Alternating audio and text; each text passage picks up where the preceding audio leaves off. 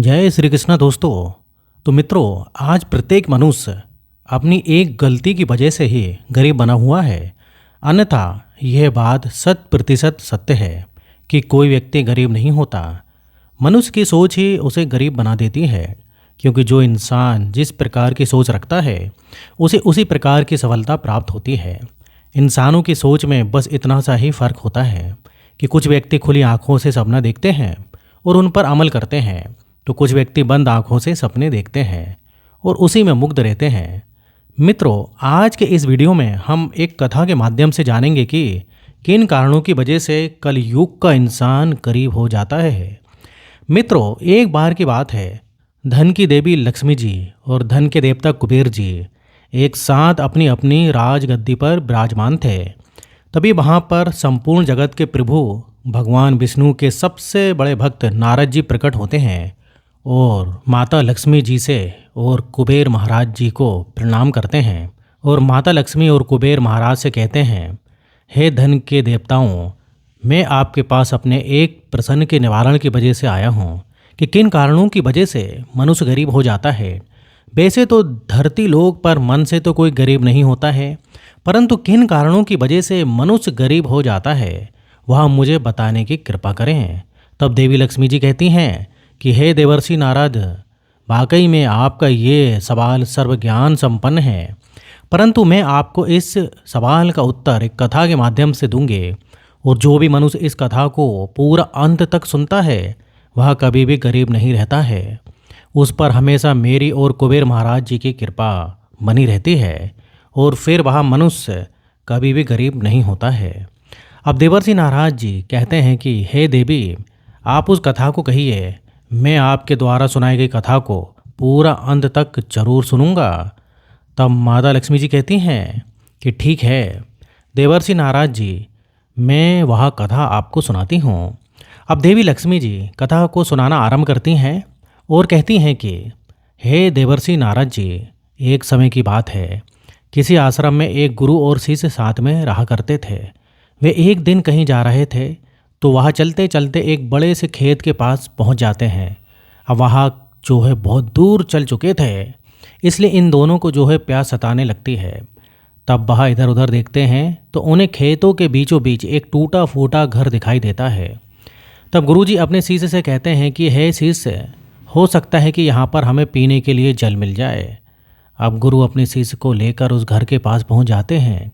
वहाँ पर पहुँचकर गुरुजी उस घर के दरवाजे को खटखटाते हैं तो थोड़ी ही देर में वह दरवाज़ा खुलता है और अंदर से एक व्यक्ति निकलता है। उस व्यक्ति के साथ में उसकी पत्नी एवं 3 बच्चे भी थे, जो बहुत ही फटे पुराने कपड़े पहने हुए थे। अब उन गरीब दुखियों मनुष्यों को देखकर वह गुरुजी उन लोगों से विनम्र आवाज़ में कहते हैं, हे पुत्र, मैं और मेरा शिष्य दूर यात्रा करके आ रहे हैं और बहुत प्यासे हैं, क्या हमें पीने के लिए पानी मिल सकता है? तब वह व्यक्ति अंदर से पानी लेकर आता है, जिसे गुरुजी एवं उनका शिष्य ग्रहण करते हैं। अब वह गुरुजी अचानक ही उस व्यक्ति से कहने लगते हैं, हे पुत्र, तुम्हारा तो खेत बहुत बड़ा है, परंतु इसमें कोई फसल क्यों नहीं है? इसका क्या कारण है? आप सभी लोगों का गुजारा कैसे चलता है? अब वह व्यक्ति गुरुजी की इन बातों को सुनकर वह व्यक्ति कहता है, हे महात्मा जी, हमारे पास एक भैंस है और हमारी भैंस काफ़ी दूध देती है। वही दूध बेचकर मुझे कुछ पैसे मिल जाते हैं और उन्हीं पैसों से हमारा गुजर बसर हो जाता है। अब गुरुजी ने उस मनुष्य से बहुत सी बातें पूछी और इसी तरह बातों ही बातों में शाम हो गई। तब उन गुरुजी ने सोचा, आज की रात्रि हम यहीं रुक जाते हैं। अब वह गुरुजी उस व्यक्ति से उसके घर पर रुकने की अनुमति मांगते हैं। तब वह व्यक्ति गुरुजी को अपने घर में रहने की अनुमति दे देता है। अब गुरुजी और उसका शिष्य वहीं पर रुक जाते हैं। मध्य रात्रि का पहरा था, आधी रात बीत चुकी थी।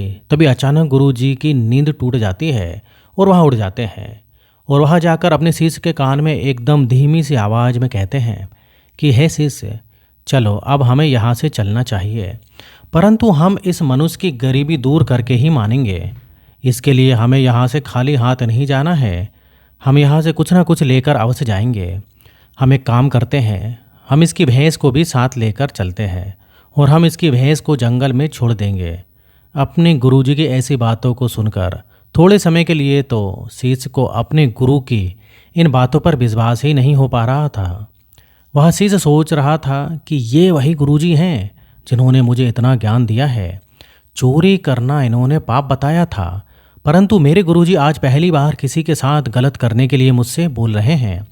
अब मैं मेरे गुरुजी की बात को टाल भी नहीं सकता हूँ, आखिर वह गुरु हैं मेरे। अब वह शीश और गुरु दोनों ही जंगल की तरफ उस भैंस को लेकर निकल पड़ते हैं और उस भैंस को जंगल में ले जाकर ऐसी जगह छोड़ देते हैं जहाँ से उस भैंस का मालिक उसे वापस ना ले जाए और ना ही वह भैंस वहाँ जा पाए।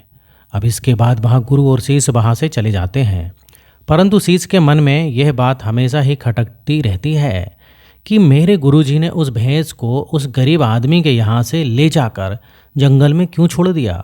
ऐसा करते हुए आज लगभग 10 वर्ष गुजर चुके थे। अब उस शीश के गुरु की भी मृत्यु हो चुकी थी। अब वह शीश अपने गुरु के आचरणों का धारण कर लेता है।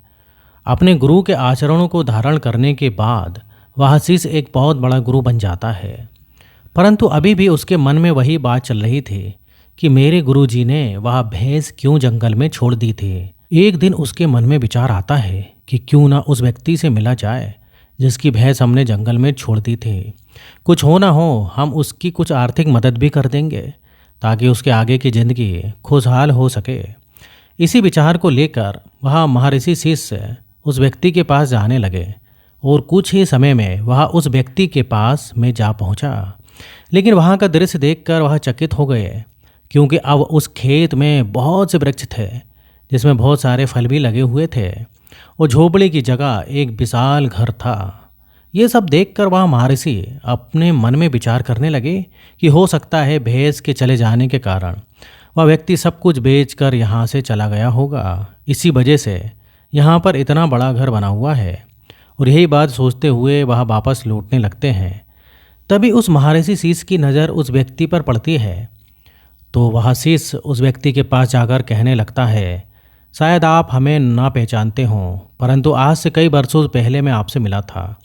तब वह व्यक्ति कहता है, मैं आपको कैसे भूल सकता हूँ, आप तो उस दिन बिना बताए ही हमारे यहाँ से चले गए थे और उसी दिन हमारी भैंस भी ना जाने कहाँ चली गई, जो आज तक नहीं लौटी।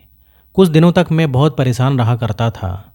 मुझे कुछ समझ में नहीं आ रहा था कि अब क्या करूं, परंतु जीवन जीने के लिए कुछ ना कुछ तो काम करना भी ज़रूरी था।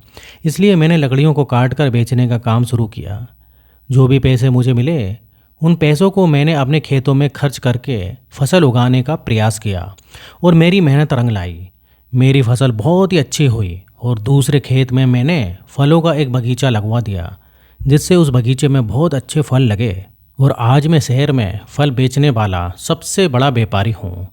लेकिन ये सब कुछ कभी ना हो पाता अगर वह भैंस यहाँ से ना गई होती, तो क्योंकि मैं उसी भैंस के कारण कोई दूसरा कार्य नहीं करना चाहता था। उसके जाने के बाद ही मैंने दूसरा कार्य करने का रास्ता चुना जिससे मैं पैसे कमा सकूं।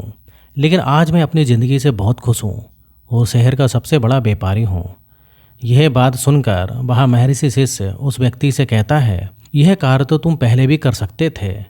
तब वह व्यक्ति बोला कि मैं कर तो सकता था, परंतु उस समय मेरी ज़िंदगी बिना मेहनत किए भी चल रही थी। इसी कारण मुझे कभी इस बात का एहसास ही नहीं हुआ कि मैं भी कभी कोई दूसरा काम कर सकता हूँ। यही कारण है कि मैंने कभी कोशिश ही नहीं की। लेकिन भैंस के जाने के बाद मुझे इस बात का एहसास होने लगा कि मैं कोई दूसरा कार्य भी कर सकता हूँ और मैंने उसी समय यह दृढ़ निश्चय किया कि अब मैं अपनी ज़िंदगी में जो कुछ भी करूँगा अपने दम पर ही करूँगा और इसी संकल्प की वजह से आज मैं इस मुकाम पर पहुँचा हूँ। अब उस शिष्य को सब कुछ ज्ञान हो जाता है कि आखिर मेरे गुरुजी ने क्यों भैंस को ले जाकर जंगल में छोड़ा था, क्योंकि वह इस मनुष्य को एक दृढ़ निश्चय करने वाला मनुष्य बनाना चाहते थे, जिससे वह मेहनत करे और किसी के सहारे ना रहे। मित्रों, अब माता लक्ष्मी देवर्षि नारद जी से कहती हैं, हे देवर्षि नारद जी, अगर मनुष्य को घर में बैठे बैठे 2 समय का भोजन करने को मिले और उसे कोई कार्य भी ना करना पड़े तो वह मनुष्य आलसी बन जाता है और उस मनुष्य के घर पर गरीबी, लाचारी, दुख, दर्द सब कुछ समाहित हो जाता है। उसके घर से खुशहाली का नामो निशान मिट जाता है। इसलिए प्रत्येक मनुष्य को खुद पर भरोसा रखना चाहिए, दूसरों के सहारे नहीं बैठना चाहिए। जो मनुष्य अपना काम समय पर करते हैं और अच्छे आचरण से चलते हैं, दूसरों का अहित नहीं चाहते, दूसरों से घृणा नहीं करते, उनका कल्याण होता है। वही मनुष्य सदा सुखी रहते हैं। उनके घर में स्वयं में वास करती हूँ, जिससे उनके सारे दुख तकलीफ़ें दर्द सब कुछ दूर हो जाते हैं। माता लक्ष्मी जी की बात सुनकर देवर्षि नारद जी कहते हैं, हे माते, आज आपने मुझे ये जो ज्ञान दिया है ये सर्वे ज्ञान संपन्न है। मुझे आपने इस कथा के माध्यम से जो ज्ञान का अवलोकन कराया है वह अत्यंत ही ज्ञानवर्धक है। मैं आपके द्वारा सुनाई गई कथा का संचार संपूर्ण विश्व जगत में करूँगा। मित्रों, इस कहानी को सुनकर हमें इस बात को सोचना चाहिए कि कहीं आपके भी जीवन में कोई रुकावट तो नहीं है, और अगर कोई रुकावट है तो उससे आगे बढ़ने का प्रयास कीजिए। जो आपके पास है उसे खोने का भय मत करो, क्योंकि आपके पास खोने को बहुत कम है, लेकिन कामयाबी के बाद पूरी दुनिया प्राप्त करने की कला भी आपके पास बहुत है। तो मित्रों, आशा करता हूँ आपको हमारे द्वारा सुनाई गई कहानी अच्छी लगी होगी और आपको इस कहानी के माध्यम से बहुत कुछ सीखने को मिला होगा। तो मित्रों, इस वीडियो को ज़्यादा से ज़्यादा लोगों में शेयर करना, ताकि वह सभी अपने आलस को दूर भगाएं और अपनी किसी भी कीमती वस्तु को खोने से ना डरें।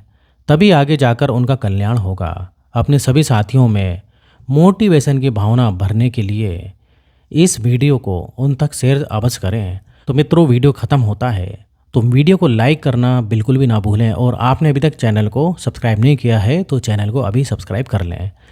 तो फिर मिलते हैं नेक्स्ट वीडियो में। जब तक जय श्री कृष्णा।